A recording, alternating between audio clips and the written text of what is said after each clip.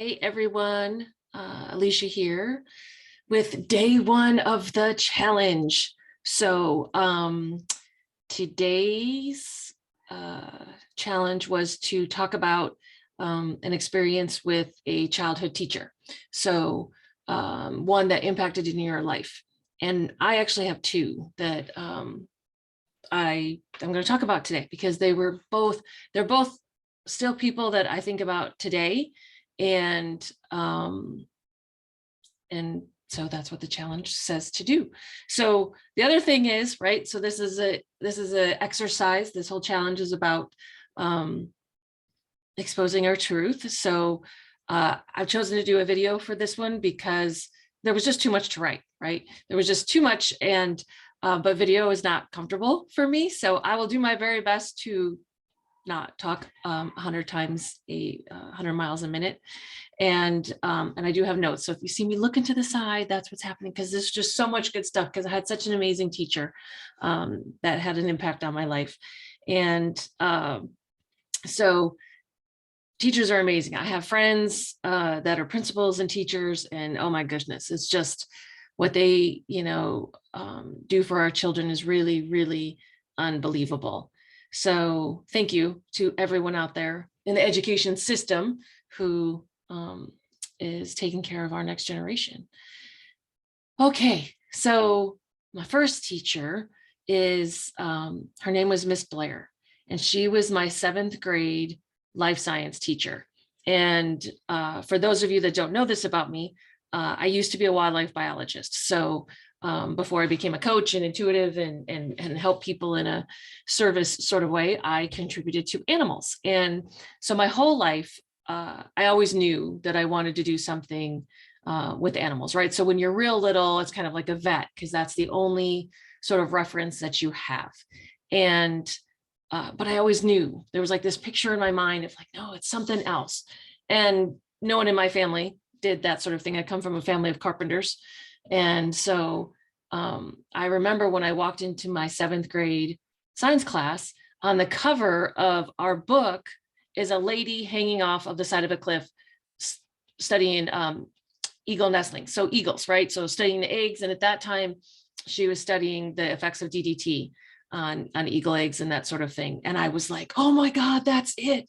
That is what I want to do. Like, here's an actual picture of what it is that I want to do. So I was very good at school, particularly science. It was, it came natural to me. And so Miss Blair, like I said, she was the teacher. I don't know if you're still alive, Miss Blair, if you're still with us on this planet, but if you are, so you would have taught at Shoemate Junior High in Gibraltar, Michigan in late 70s, early 80s. I was 13, so 80s. So if you ever see this, thank you, thank you, thank you, because you made a huge impact on my life. So, and she was very different, even for the time. Like, she rode a motorcycle. Like, she was not your traditional female teacher. And it was awesome. And so one of the things that Miss Blair used to do is that she recognized that I was very, very good at science. And she recognized that I was farther ahead than sort of the curriculum at the time. And so, and she also recognized that school was my escape. Like, I really liked school, but my home life was really, really challenging. And so school was my escape. And I spent a lot of time there. So she would give me extra projects, right? Whether it was for extra credit or just projects for me to do. I never, at 7th grade, I never knew all of that behind it. I just know that she would send me to the library a lot, where I got to work on my own projects, where I got to do my own research and write my own papers and pick my subjects and that sort of thing. And that one gave me alone time right out of the craziness of school. So, which is helpful for an introvert kid, even though you don't know that you're an introvert kid, and particularly a kid that's an empath. And then 2, but it also taught me a lot of skills as far as doing that stuff on my own, at an early age, like picking a subject matter and then researching it and writing about it. And she really taught me that her ability to recognize certain things in her students is really a gift. and that she took the time. And it wasn't like we spent a lot of personal time together. She just would give me these projects and send me on my way. And it really helped me see and recognize that my own, ability to see things in people and contribute to them in that way is super, super helpful. And it's one of the main things that I do when I get to help my clients, whether it's my animal clients, because I'm an animal communicator as well. So I still have animal clients, or my human side of my business where I do my coaching and mentoring. And it really, really taught me that it doesn't take a lot, right? Like just that one little moment of, I'm going to send this kid to the library to work on something that she's truly passionate about, like that she knows, but she really can't communicate to anyone else, that like science is her thing and nature is her thing. And so I'm going to give her opportunities to really, really grow that and follow her passion and support that. So it was, and now I get to use those same skills with everyone else who's in my life. I love, whether it's friends or clients, or whatever, I love being the cheerleader. I love being able to see people be like, you know what, you can absolutely do this, because here's the things that you're already doing. And here's the things that you're amazing at. And these are how they come together. And so at the time, I didn't know that that's what she was teaching me. And, or even that her taking the time with me would contribute to me in that way. But it definitely made, oh geez, yeah. So it made a lifelong impact. So it was a really cool experience. So thank you, Miss Blair. The other one, which is so interesting because it's sort of the other side of the coin, right? So I'm not going to use his name. It was my track coach. So I ran track in 7th grade, and this also stuck with me for a long time. And I didn't really understand. Now, I've my growth and healing and all of that sort of stuff. And it was super, super, even though it didn't feel good at the time, it was really, really an important moment in my life. So one of the things with track is that I ran hurdles. And so that was my thing. I was tall, and hurdles are easy for tall people.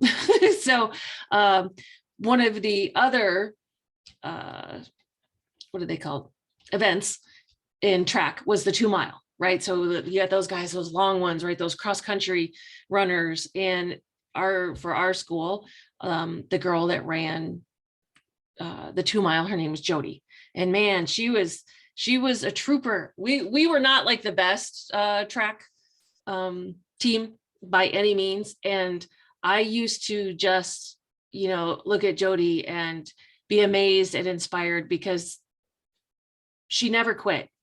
She never really, I don't think, because I was always doing, my events, but I don't think she ever finished first, or if she did, it was more rare, but she never, ever, ever quit. And that, there's so many lessons in that, no matter what, right? Like, that's just so inspiring. It's 7th grade and you're running 2 miles and she's out there dying, but she never, ever quit. And so what had happened is, I think Jody was having a bad day. Like, I don't think she wanted to run the 2 mile. She was upset. And the coach called me over, and standing next to Jody, and he says to me, "You're going to run the 2 mile." And my mouth dropped open. And in that moment, the coach said, see how afraid she is to run the 2 mile.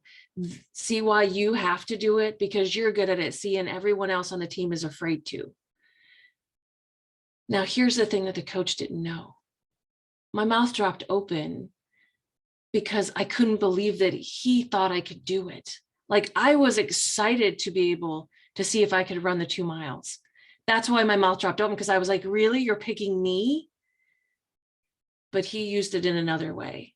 And that's a pretty, common human behavior, is to tear down one person to build up another person. It is one of the things I work on for myself and my friends and my clients, is we work on this old programming, right? Of like, there is space for everyone's light to shine. You don't have to tear someone else down to feel better about yourself.